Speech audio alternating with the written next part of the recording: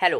तो आज के इस वीडियो में हम लोग क्लास 12th इकोनॉमिक्स का इंडियन इकोनॉमिक डेवलपमेंट का chapter 1 Indian economy on the eve of independence का 4th पार्ट पढ़ने वाले हैं। 3 पार्ट मैंने ऑलरेडी अपलोड कर दिए हैं, आप चाहें तो जाकर देख सकते हैं।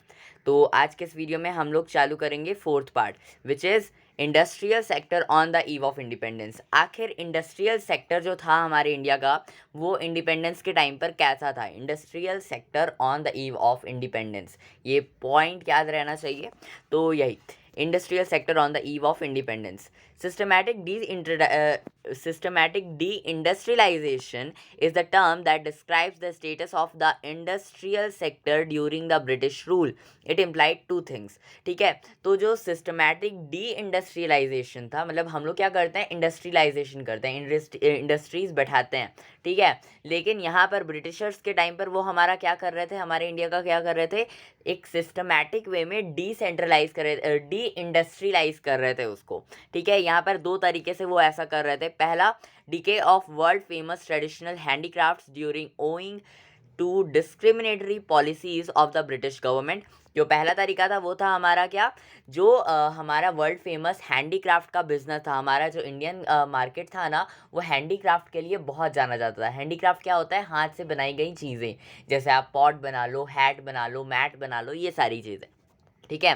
तो ये सारी चीज़ों पर वो क्या कर रहे थे, उस पर डिस्क्रिमिनेटरी पॉलिसीज़ ला रहे थे। मतलब अगर आपको इसे दूसरे कंट्री में बेचना है तो बहुत ज़्यादा टैक्स ले लेंगे, जिसकी वजह से उस प्रोडक्ट का प्राइस जो है वो ज़्यादा हो जाएगा, ठीक है। और इसी तरीके से वो हमारे हैंडीक्राफ्ट इंडस्ट्रीज़ को एक्सप्लॉइट कर रहे थे, उस पर डिस्क्रिमिनेटरी पॉलिसीज़ ला रहे थे ब्रिटिश गवर्नमेंट के लोग, ठीक है।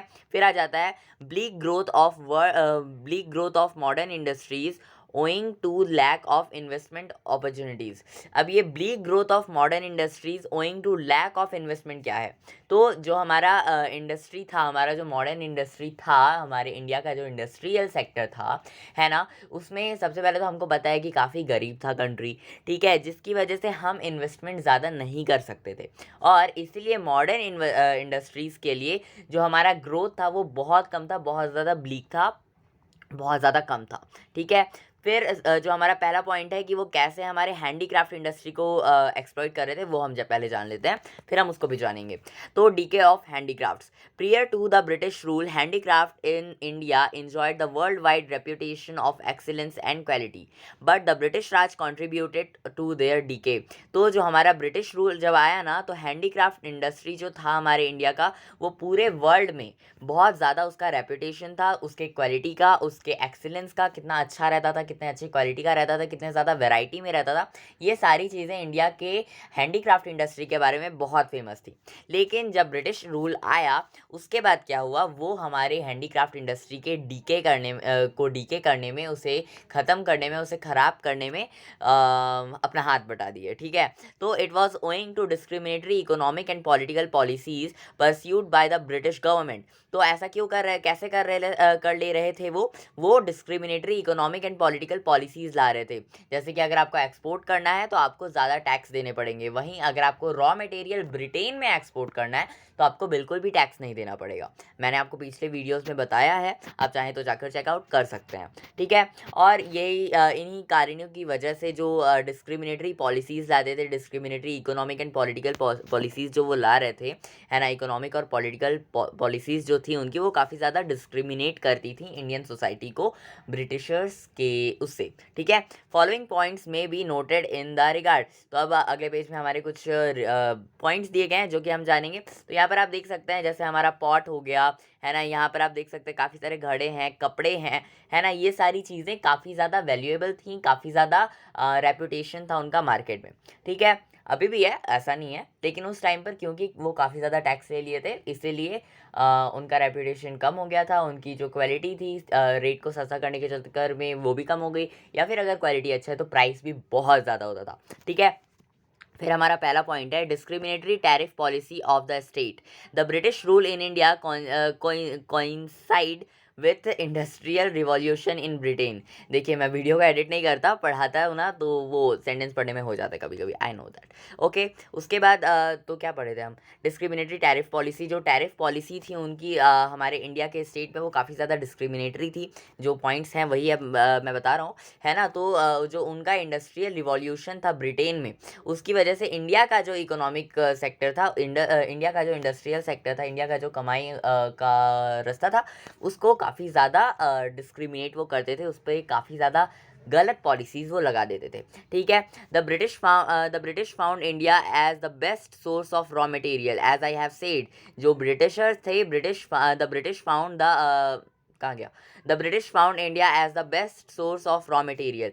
तो जो ब्रिटिशर्स थे वो इंडिया को बेस्ट सोर्स माने थे रॉ मटेरियल के लिए, as well as the best market for their industrial products. Accordingly a discriminatory tariff policies was pursued. It allowed tariff free export of raw material from India and tariff free import of British industrial products into India।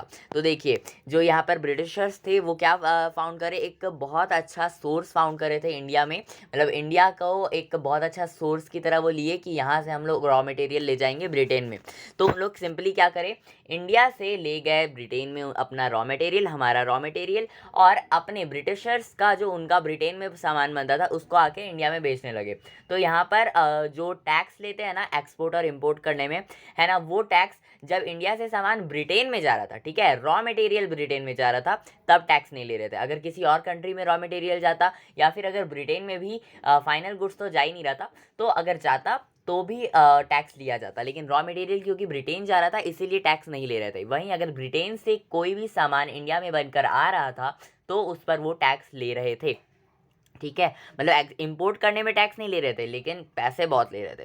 ठीक है, but at the same time heavy duty was placed on the export of Indian handicraft products which reduce there competitiveness in the international market. तो जैसे कि मैंने कहा कि जो duty होती है, जो एक्सपोर्ट करने में जो टैक्स लगता है ना, वो काफ़ी ज़्यादा ले रहे थे ब्रिटिशर्स एक्सपोर्ट करने के टाइम पर इंडियन हैंडीक्राफ्ट के, जिसकी वजह से जो फॉरेन मार्केट था, क्योंकि ऐसा तो है नहीं कि सिर्फ इंडिया में ही ऐसा चीज़ें बनती थी, हैंडीक्राफ्ट की चीज़ें बनती थी, बाकी सारे कंट्रीज़ भी थे, बाकी सारे कंट्रीज़ में भी बनता था, बाकी सारे लोग भी बना के बेचते थे। ठीक है, तो उन लोग का भी जो सामान था और जो हमारा भी सामान था, हमारा सबसे अच्छा था, लेकिन क्योंकि वो बहुत ज़्यादा टैक्स ले रही है, इसलिए जो हमारा हैंडीक्राफ्ट प्रोडक्ट था उसका प्राइस बढ़ गया, और उसकी वजह से जो इंटरनेशनल मार्केट था उसमें जो हमारा प्राइस था वो काफ़ी ज़्यादा बढ़ गया था। ठीक है, जिसकी वजह से लोग कम खरीद रहे थे, इसलिए वो कॉम्पीट नहीं कर पा रहे थे, हमारे इंडिया वाले कॉम्पीट नहीं कर पा रहे थे। फिर as a consequence while the British products started gaining the Indian markets, the Indian handicraft products started losing their domestic as well as foreign market. Decay of handicrafts was the end result। तो जब ऐसा होने लगा तो उसके बाद क्या हुआ, जो ब्रिटिशर्स थे वो अपना सामान तो लेकर आते थे ब्रिटेन से इंडिया के मार्केट में, जो कि काफ़ी सस्ता रहता था। सस्ता क्यों रहता था, एक तो हमारा टैक्स नहीं ले रहे वो, ठीक है, इंपोर्ट करने पे टैक्स नहीं लेते थे ब्रिटिशर्स से। उसके बाद जो ब्रिटेन में बनता था सामान वो मशीन से बनता था, हैंडीक्राफ्ट प्रोडक्ट नहीं होता था वो, जिसकी वजह से वो सस्ता रहता था। फिर जो क्वालिटी थी प्रोडक्ट की उसके साथ भी वो ऑफकोर्स कॉम्प्रोमाइज़ करते थे, जिसकी वजह से जो हमारा मार्केट था इंडिया का उसमें वो ज़्यादा अच्छे से इस्टेब्लिश कर पाए, जिसकी वजह से उनका प्रोडक्ट सस्ता रहता था, और अगर सस्ता रहता था तो लोग लेते थे। ठीक है, तो यही हुआ, इसी वजह से जो हमारा हैंडीक्राफ्ट का प्रोडक्ट था, उस हमारा जो डोमेस्टिक जो वेट था हैंडीक्राफ्ट में वो लूज़ हो गया। ठीक है, फिर हमारा अगला पॉइंट कहता है डिसअपेयरेंस ऑफ प्रिंसली कोर्ट्स।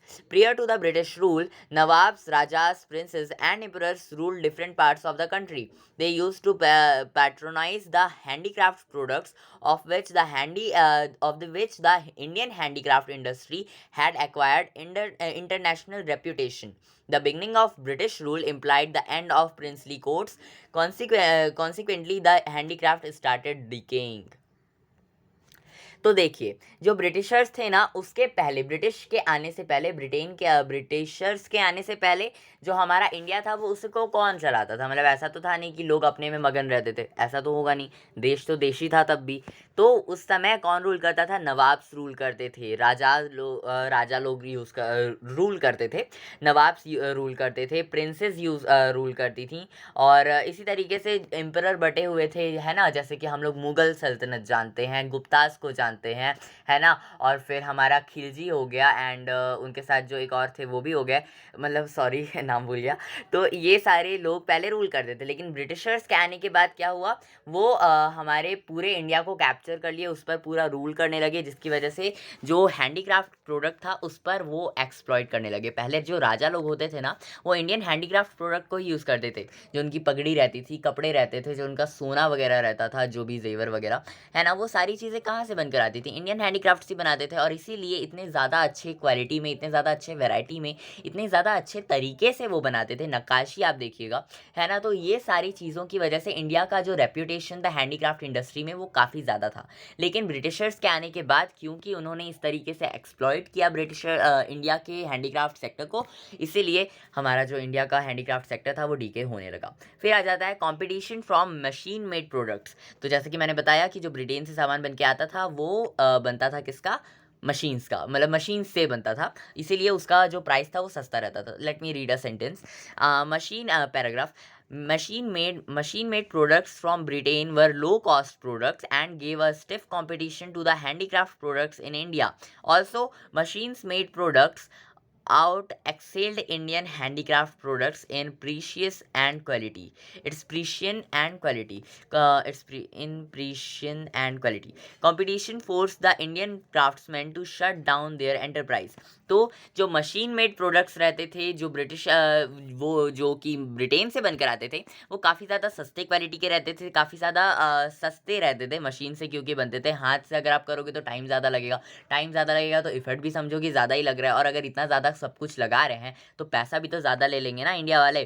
तो इसीलिए ब्रिटेन में जो मशीन में सामान बनकर आता था वो मशीन का बनता था, इसीलिए मशीन से बनता था, इसीलिए मशीन से ही बनता था, ठीक है, मशीन से बनता था, इसीलिए उसका प्राइस काफ़ी कम रहता था। और क्योंकि हमारा जो इंडिया का मार्केट था वो, उसमें क्वालिटी तो काफ़ी अच्छी रहती थी, वैरायटी भी अच्छी रहती थी, अच्छी क्वालिटी के, मतलब अच्छा प्रोडक्ट बनाते थे, लेकिन हाथ से बनाते थे, इसलिए टाइम ज़्यादा लगता था, इसलिए महंगा रहता था, इसीलिए जो ब्रिटेन का जो प्रोडक्ट आता था वो सस्ता था इंडियन मार्केट के मुकाबले, ठीक है।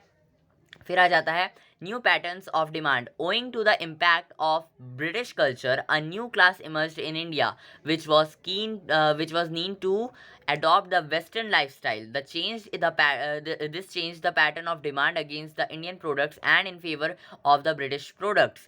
In the process, the Indian industry started losing domestic market and ultimately preside, ठीक है। तो देखिए, जो हमारा होता है ना कि ये भैया ये मॉडर्न है, ये क्या पुराने ज़माने का कपड़ा पहने हुए हो, ये क्या नए ज़माने का मस्त एकदम कपड़ा है, वो क्रैक्स वाला जो जीन्स होता है ना, तो उसको वो नया है, ठीक है। वहीं कोई और दूसरा पैंट पहन लेगा तो कितना पुराने ज़माने का, ओल्ड फैशन, ओके। तो वैसा ही उस टाइम पर भी हुआ, जो वेस्टर्न कल्चर था और जो इंडियन कल्चर था, काफ़ी लोग उस टाइम पर आ गए जो कि इंडियन कल्चर को छोड़कर वेस्टर्न कल्चर को मानने लगे, which is kind of nice thing, because अगर आपको पूरे वर्ल्ड में जाना है, काइंड ऑफ कह सकते हैं, तो कह सकते हैं, but I don't think that I should say this, okay, let us move on.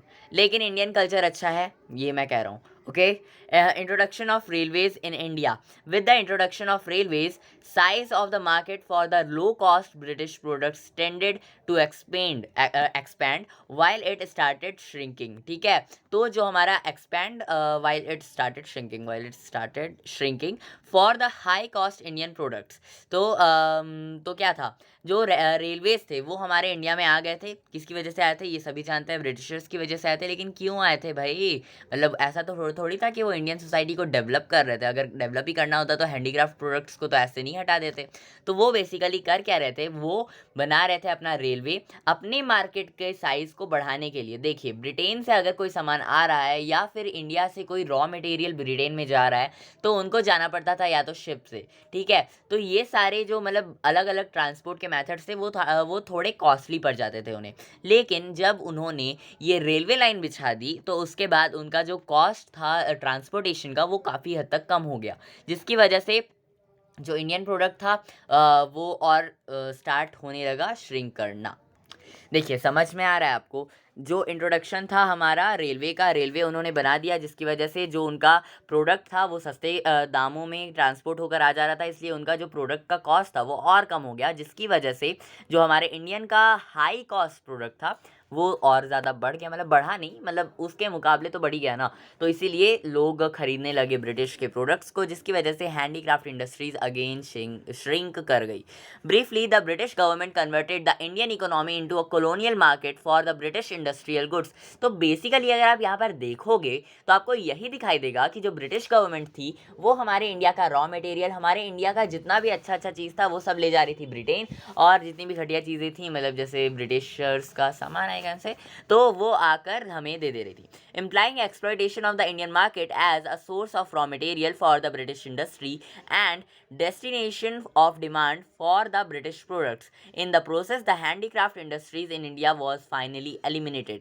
तो यहाँ पर क्या हुआ, उन्होंने अपना जो सामान था वो यहाँ पर दे दिया, यहाँ से अच्छा अच्छा सामान लेकर चले गए, जिसकी वजह से हमारा इंडिया का जो मार्केट था वो अगेन एक्सप्लॉइट हो गया, और जो सोर्स था रॉ मटेरियल का, ठीक है, वो क्या था, हमारा इंडिया ब्रिटिशर्स के लिए। और जो डेस्टिनेशन था डिमांड का, मतलब जो हमारा इंडिया था ना, वो काफ़ी ज़्यादा डिमांड कर रहा था ब्रिटिशर्स के प्रोडक्ट्स को। क्यों कर रहा था? बिकॉज सस्ते होते थे।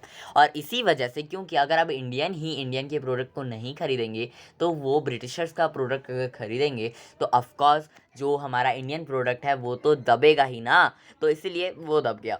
फिर आ जाता है हमारा अगला point, which is bleak national growth of modern industry under the British Raj. Modern industries saw only a bleak growth.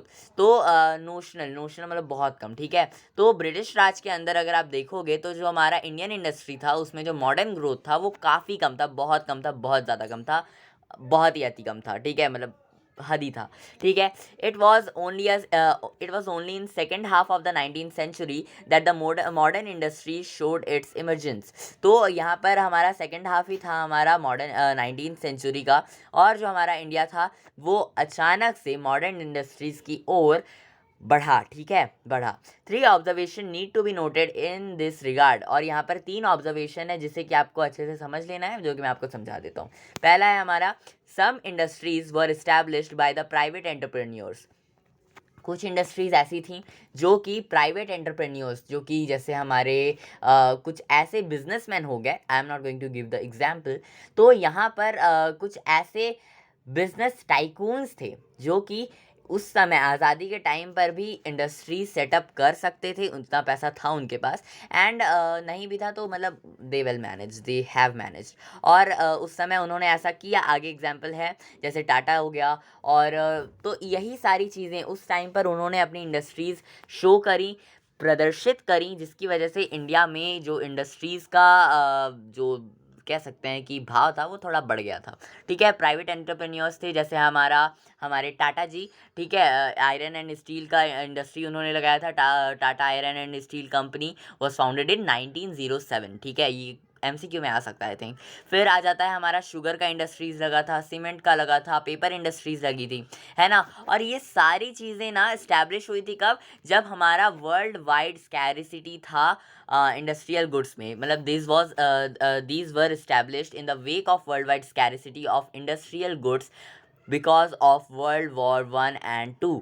तो जब हमारे पूरे वर्ल्ड में जो हमारा वर्ल्ड वॉर 1 और 2 चल रहा था, जिसकी वजह से पूरे वर्ल्ड में स्कैरिसिटी थी, तब ये जो इंडस्ट्रीज़ थी वो सेटअप हुई थी और उसी समय वो ग्रो करी, ठीक है, क्योंकि उस समय नीड्स थी, ठीक है। फिर है हमारा, the state participation in the process of modern industrialisation was limited. It was confined to such strategic areas like railways and means of communication, which helped expansion of the Indian market for the British products. तो जो participation था हमारे modern industrialisation का वो काफ़ी limited था, क्योंकि सबके पास तो इतना पैसा नहीं था कि वो इंडस्ट्री सेटअप कर लें, ठीक है। तो ये कन्फाइन किया जाता था, एक स्ट्रैटेजी बनाई गई कि हाँ जी भाई, ये जो रेलवे है और ये जो कम्युनिकेशन का मीन्स है ना, ये सारी चीज़ें हमको एक्सपेंड करनी पड़ेगी, है ना, जो कि एक्सपेंशन में हमारी मदद किया, which helped expansion of the Indian market for the British products. तो ब्रिटिश प्रोडक्ट्स के को एक्सपेंड करने के लिए ये यूज़ किया गया, या ओके। फिर है हमारा, there was no capital goods industry what the name.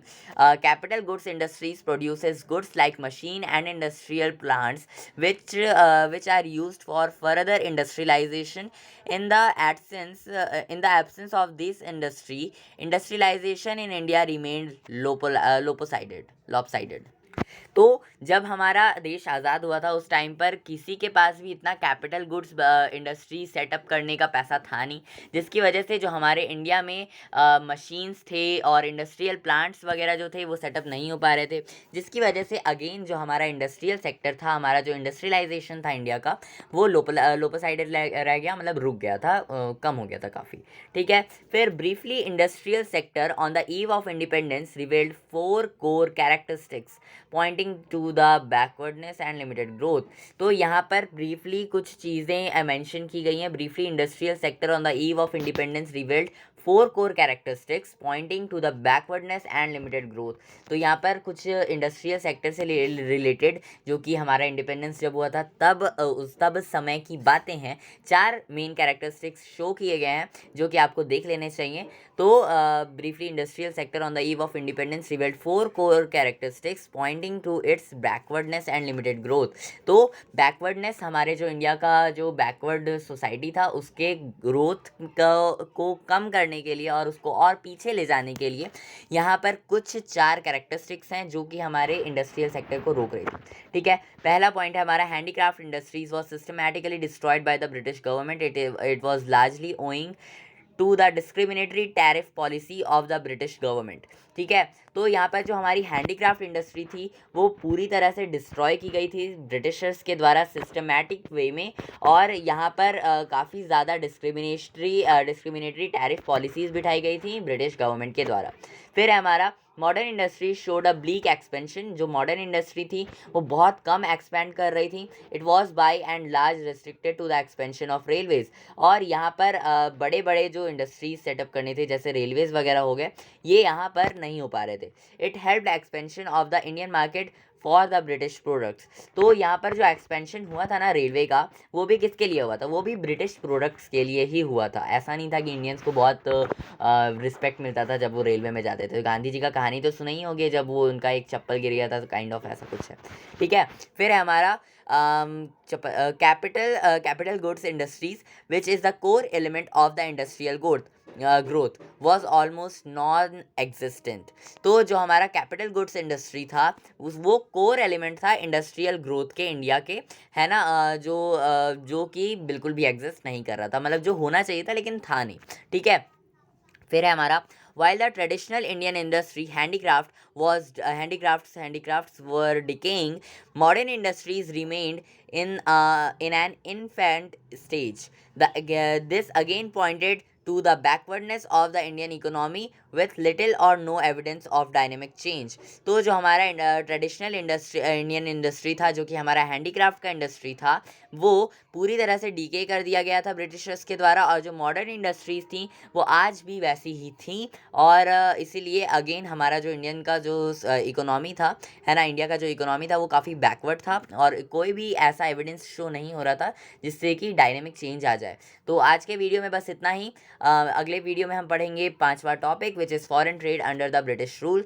तो 5वां टॉपिक है हमारा foreign trade under the British rule. अगर आप बाद में आ रहे हैं, मतलब बाद में वीडियो देख रहे हैं, तो आप इस वीडियो पर क्लिक करके हमारा 5वां topic foreign trade under the British rule पढ़ सकते हैं।